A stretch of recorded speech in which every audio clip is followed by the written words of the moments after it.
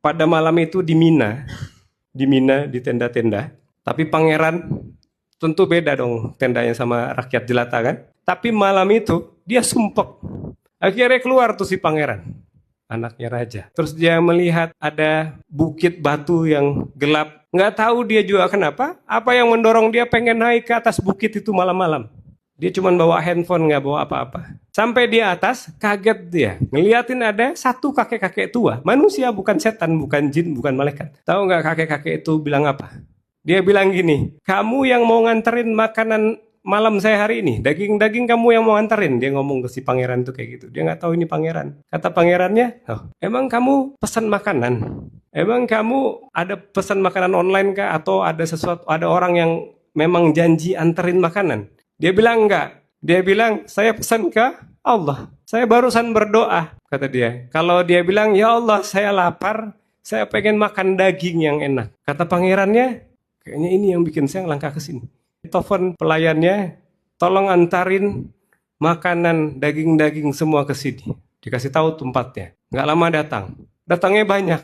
Melebihi dari kebutuhan dia makan sendirian. Terus dia bilang gini, alhamdulillah ini daging yang paling nikmat yang pernah saya makan, kata kakek itu. Kakek ini bilang lagi, sekarang saya butuh teh Yaman dengan daun mint, kata dia.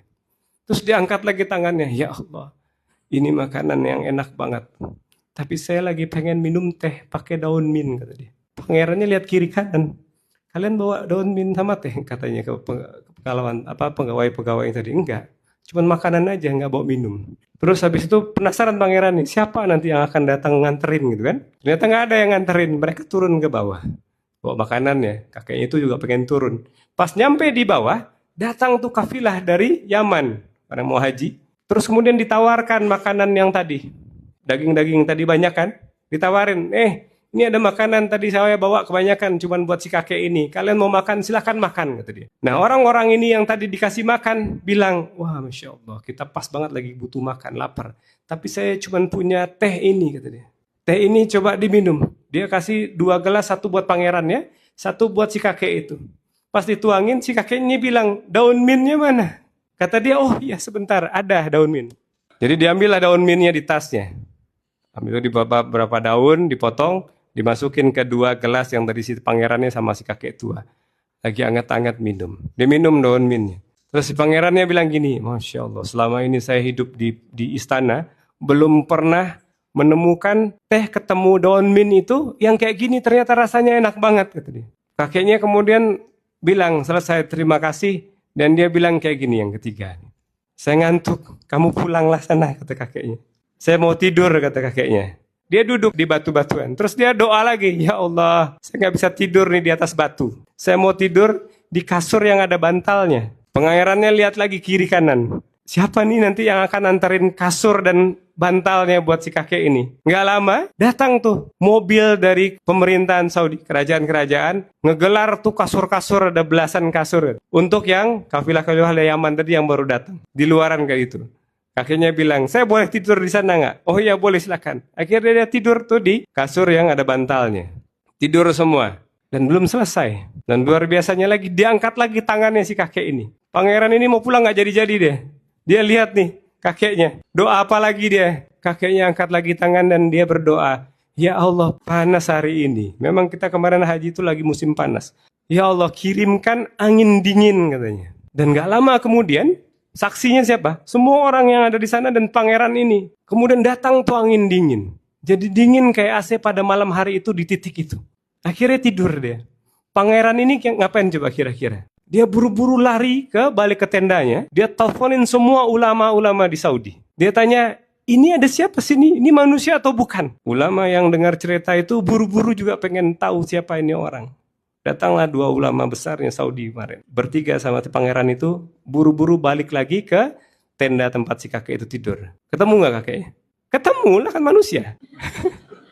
Bukan cerita dongeng ini, bukan malaikat.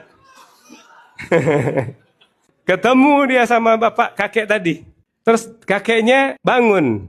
Udah mendekati subuh. Dia mau sholat malam. Dia bilang, saya mau wudhu. Pangerannya nanya, saya mau tahu kamu ini sebenarnya siapa? Kata pangerannya. Saya dari tadi penasaran kamu itu siapa. Kata dia, saya hamba Allah, kata dia. Hamba Allah biasa sama seperti kalian semua. Pangerannya dibilang sama seperti kalian semua, nggak ridho dia. Dia keluarin kartu nama. Dia bilang, saya pangeran. Ini dua ulama besar, emang kamu nggak tahu? Katanya orang ini, saya tahu. Kalian adalah hamba Allah, sama seperti saya, nggak ada bedanya. Kata pangerannya, kalau nanti, nih kartu nama saya pegang, kalau nanti kamu butuh apa aja, karena kamu orang soleh kata dia, kamu butuh apa aja, tanya ke saya, minta ke saya. Sama dia dikembaliin lagi tuh kartu nama. Kata dia, saya nggak butuh kartu nama kamu, saya nggak punya handphone juga. Kalau saya butuh apa-apa, saya tinggal minta ke Tuhan kamu. Tuhan kamu dan Tuhan saya. Jadi saya nggak punya urusan sama manusia di dunia ini. Urusan saya cuma sama Allah, kata dia. Selesai dikembaliin kartu namanya. Masih belum selesai ceritanya. Pangerannya penasaran, dia tanya lagi. Jadi kamu siapa? Dia bilang hamba Allah. Ya udahlah, kalau kamu nggak mau ngaku, doain aja saya. Dari tadi kamu doanya makbul. Kata dia, akhirnya didoain pangerannya. Tapi belum selesai doanya, dia bilang, saya mau buru-buru. Sebentar lagi mau subuh, saya mau ke masjid. Kata dia. Dan dari Mina ke Masjidil Haram itu nggak dekat. Harus naik mobil. Nggak bisa, kita waktu di Mina ya kita sholatnya di Mina. Nah, dia pengen sholat di masjid. Dia bilang, ya Allah, saya mau sholat di Masjidil Haram. Tolong kirimin mobil. Bayangin gak lama datang mobil, anterin dia. Kemudian selesai dia pergi, barulah percakapan antara pangeran dan si ulamanya ini terjadi. Pangerannya nanya kepada ulama, apa amalan orang itu? Kok dia bisa begitu? Katanya ulama ini bilang, mereka beda dengan kamu dan saya. Kita adalah orang-orang yang terkenal di dunia. Tapi dia, orang yang gak dikenal di dunia, tapi dikenal di langit. Pelajaran yang bisa diambil dari sana adalah, kita nggak perlu cari muka ke orang-orang. Kita nggak perlu CM-CM, kita nggak perlu khawatirkan orang tuh mau ngomong apa tentang kita. Kita nggak usah khawatir digibah, difitnah, dicaci, dimaki, atau mau cari muka, mau sogok sana-sini, mau cari pejabat-pejabat biar dukung kita, nggak perlu. Kenapa? Karena ada contohnya nih. Urusan kita sama Allah aja udah. Cari muka aja ke Allah, selesai urusan kita semua. Bahkan untuk sesuatu yang mustahil.